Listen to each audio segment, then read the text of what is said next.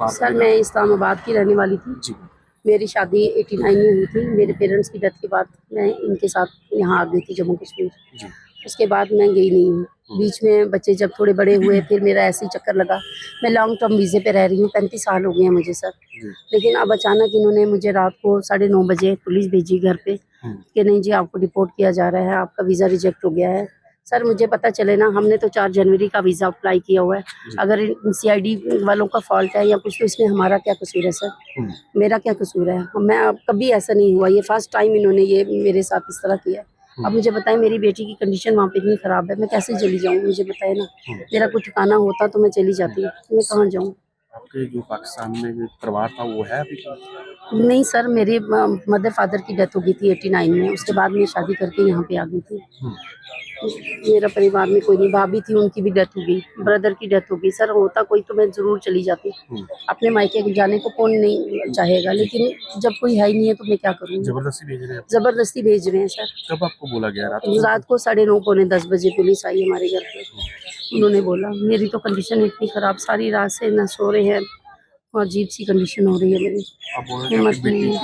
मेरी बेटी की तबीयत तो बहुत ज्यादा खराब है। वो तो बहुत ज्यादा, वो तो यहाँ तक नहीं आ सकी कि मैं नहीं बर्दाश्त करूंगी कि अगर मेरी माँ यहाँ से चली जाएगी। लगता है कि जो कश्मीरी में हुआ कर कोई राय भुगतना किसी परिवारों को पड़ता? बिल्कुल सर, उनको पकड़े ना जो भुगत रहे हैं। सर हमारे सीनों में भी दिल है, जैसा खून उनमें है हमारा भी वैसे ही खून है जो जिनकी डेथ हुई है।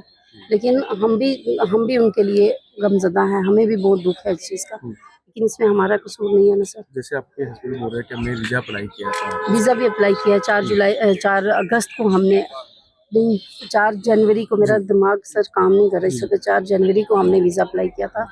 फिर उसके बाद हमें उन्होंने कहा कि जी अब इसमें जो हमें डॉक्यूमेंट्स दिए हैं उसमें उन्होंने लिखा है कि जी 4 मार्च को आपने किया है, जबकि हमने 4 जनवरी को अप्लाई किया है। किया जा रहा है आपको? अब मैं क्या बोलूँ सर, मुझे कुछ समझ नहीं आ रही है।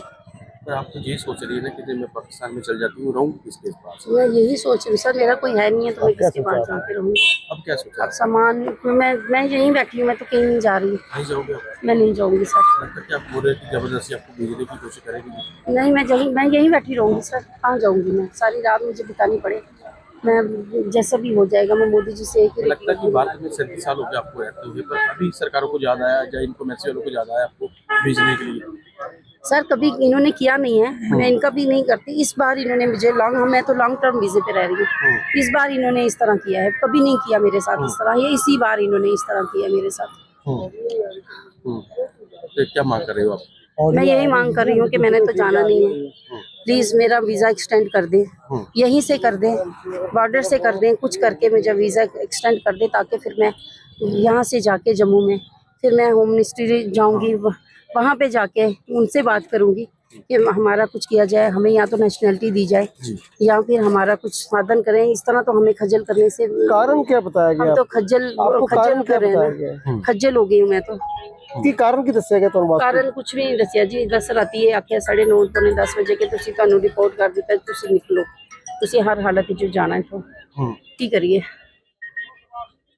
नहीं मैं तो नहीं जाऊंगी, मैं इधर ही बैठी रहूंगी, चाहे मेरे घर वाले चले जाएं। ये जबरदस्ती भेजने की कोशिश, जबरदस्ती भेजने की कोशिश कर रहे हैं सर। जल्दी बोलिए। मेरा ये जबरदस्ती मेरा भेजने तो की वीजा कोशिश भी की, अप्लाई ਕੀਤਾ ਤਾਂ ਅਸੀਂ लॉन्ग टर्म वीजे ਤੇ मैं रह रही हां नहीं ਇੱਥੇ। फिर की करोगे? जबरदस्ती भेजा गया फिर मैं जाके सड़कों ਤੇ बैठांगी और की करांगी सर? भेज देंगे, कर देंगे तो फिर सड़क पे जाके बैठांगी, किथे जाऊंगी? कोई ठिकाना नहीं है मेरा। टाइम पे ऊपर वीज़ा अप्लाई कर दिया एक्सपायरी से पहले, हमारा अपने तरफ से हमने पूरा कर दिया। लेकिन जब हमें ये नोटिस थमाया गया, इसमें कहा जी कि आपने टाइम पे नहीं भरा और नहीं भरा, जिसकी वजह से आपका वीज़ा जो है रिजेक्ट कर दिया गया। और ये देखिए डेट ऑफ फाइनल सबमिशन 4 जनवरी 1925, और जबकि एक्सपायरी जो थी वो 8 को होनी थी। उससे पहले हमने अपना काम किया हुआ जी। अगर वो ऑनलाइन है सिस्टम सारा, तो अगर वो कंप्यूटर खोल के नहीं देखते और वो फाइल को आगे नहीं भेजते तो उसमें हमारा कसूर क्या? तो बात क्या हुई अभी आपकी? अब ये है कि रात को पुलिस आई है, उन्होंने हमें ये नोटिस जो है वो थमा दिया कि आप इंडिया छोड़ के चले जाओ। कितने मेंबर है आप? वाइफ का ये अकेली है। वाइफ अकेले कितनी चिर हो गए उनको यहाँ पे? 37 साल। 37 साल हो गए, तो अभी पुलिस जागी है, ये देखने वाली बात तो ये है। ये तो गवर्नमेंट को पता होगा। लगता है कि जो पिटीशन बढ़ी हुई है, जो हमला हुआ उसकी वजह से हो रहा है। ये तो हम नहीं कह सकते उसकी वजह से है क्या है, लेकिन हमारा घर तो तबाह कर दिया ना। एक 60 साल की जो लेडी है, वो जिसका बाप नहीं, माँ नहीं, भाई नहीं, वहाँ पे कोई भी नहीं। कहाँ के रहने वाले? ये इस्लामाबाद से है। इस्लामाबाद। अब ये किसके पास जाएगी, वहाँ रहेगी, भीख मांगेगी क्या? 37 साल बाद जी। 37 साल बाद, और 37 साल बाद हद ये है कि सिटीजनशिप अप्लाई की हुई है, दी नहीं। ये देखिए, ये सिटीजनशिप के कागज है। माँ क्या रख रहे हो आप, क्या कहना कि हम तो ये कहते हैं सिटीजनशिप दीजिए, ये तो अभी सिलेंडर, ये तो अभी फाड़ के फेंक देंगे अपना पासपोर्ट। ये तो जाना ही नहीं चाहती है कभी। देखिए, वो एक होता है कि अगर माँ बाप कोई पीछे हो तो फ्रीक्वेंट आदमी पाकिस्तान जाता रहता है। ये 2020 में गई थी सिर्फ पासपोर्ट बनवाने के लिए, पासपोर्ट बनवा के वापस आ गई। तो मुश्किल ये आ रही कि जहाँ वहाँ पे किसके पास रह रही है? ये तो हमें भी नहीं पता ना इस वक्त, तो हम उसी में है कि ये जाके करेगी और किसके पास रहेगी।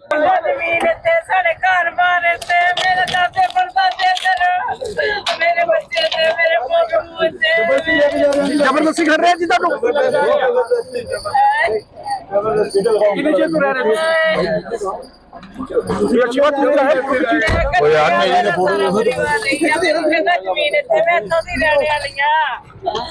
मेरे घर बारे थे मेरी जगह कहाँ से? हेलो हेलो, कब जाओ?